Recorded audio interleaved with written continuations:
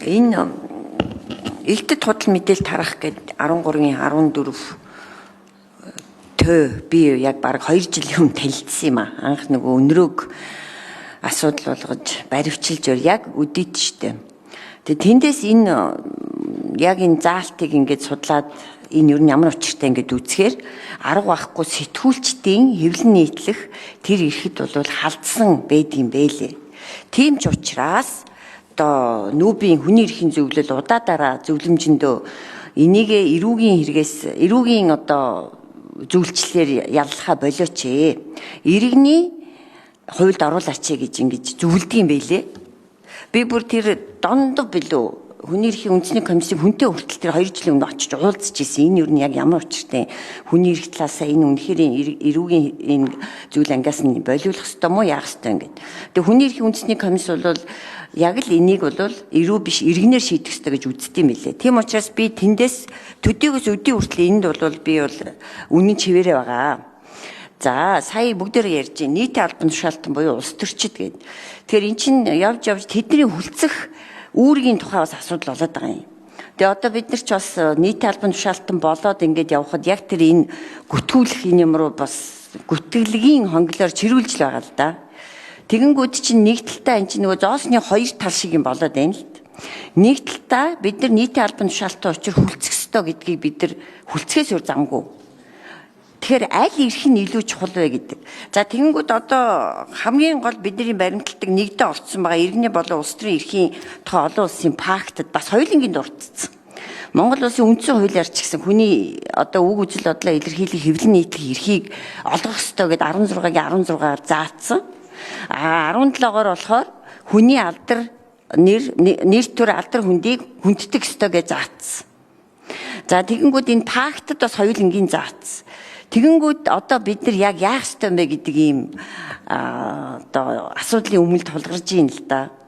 Тэгэнгүүт за одоо сая энэ ярианаас ойлгоход бол иргэний хуулиар зохицуулаад үлдээ гэхээр мөрдөн байцаалд явагддаггүй учраас гүтгсэн хэсэг элтэд худал мэдээлэл тараасан хэсэг нь тогтоож болохгүй гэж ойлголоо зөв үү?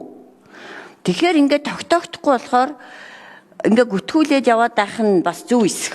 За тэгэхээр асуулт яг энэ статистик судалгаа байна уу? За яг нь нийтийн албан агчид албан тушаалтнууд бол ингээ гүтгүүлээд явж боллоо гэхэд жирийн иргэдийг бас энэ элтэд худал мэдээлэл тараах ийм асуудалд орооцолдуулж одоо бас сэтгэл зүйн хувьд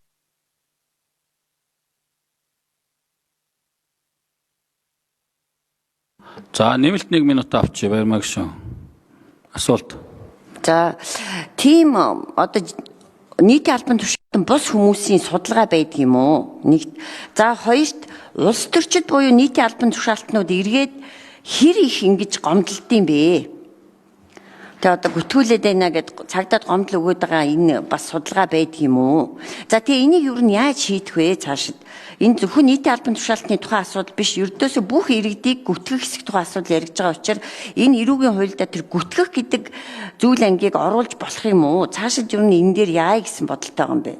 Аль нэгээр нэг тийшээ болохгүй бол эн чинь хоёр асуудал зэрэг яваад байна л да. Нэгийг хаах гэхээр нөгөөх нь нээгдээ, нөгөөдгийг нээх гэхээр нөгөөх нь хаагдаад.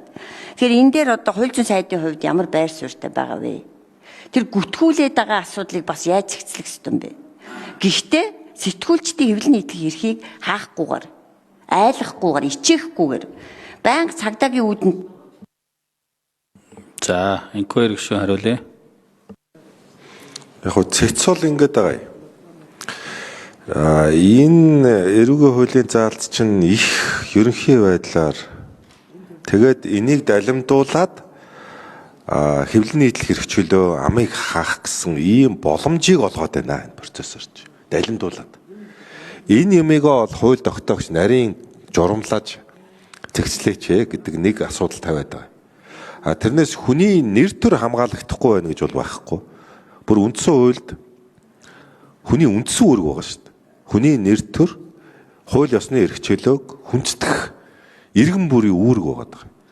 Энэ одоо хүнийхээ нэр төр алдар хөндийг хамгаалах нь мөн төрийн иргэнийхээ үн хүлээсэн үүрэг байгаа. Энийг эрүүгийн хуулиар хамгаалахгүй иргэнийхээ хуулиар хамгаалах боломжтой гэж ярьдаг манай хууль тогтоогч гишүүд бол зөндөө байгаа. Гэхдээ би одоо нэг үндсэн хуулийн дэстээр маш тодорхой хэлээд байгаа. Цахим орчинд нэр нүрээ нууж хүнийг гүтгэж байгаа энэ үйлдэлүүд бол 25 оны 11-р сараас эхлээд хуулийн байгууллага энийг гомдлыг шалгах ямар ч боломжгүй болцсон шүү. Хариуцлага тооцох боломжгүй. Энийг одоо худлаа бие биенийг хуураад байх юм байхгүй. Энийг зүгээр нэг жил явуулахад л угаасаа хангалттай нотлогдно. Энэ хүний нэр төр гэдэг чинь монголчууд ярьдаг ш нэр хугарахаар яс хугар гэж. Нэр төрд нь халдаад амиа хорлож жисэн бас хүмүүс байгаа штэ. Хүний амны үнцэнтэй шүү хүний нэр төр гэдэг бол. Нэг үнгүй юм шиг гიშгчжуулдаг юм шиг ийм зүйл бол би байж болохгүй гэж үздэг. Бие биенийхээ нэр төрд хүндэтгэлтэй хандах хэрэгтэй. Бие бинийгээ одоо бас хууль ёсны хүрээнд хамгаалдаг байх хэрэгтэй.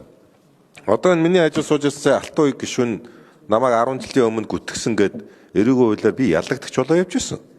Гэхдээ би хууль ёсны дагуу сая энэ зүйл ангаар нь хууль ёсныхаа эрхийг хамгаалаад гэмт хэрэг үлдээгүй байна гэд хууль ёсныхаа дагуу би цагаатаад гарч ирсэн.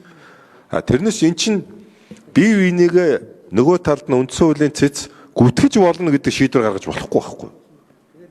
Ямар ч хүрээ хязгааргүйгээр. Хэвлэл нийтлэх эрхийн тухай ярьж байгаа бол энэ цагдаагийн байгууллагад өнгөрсөн хугацаанд одоо шалгагдсан хэвлэл мэдээллийн байгууллага хүмүүс бол 20% давж байгаагүй.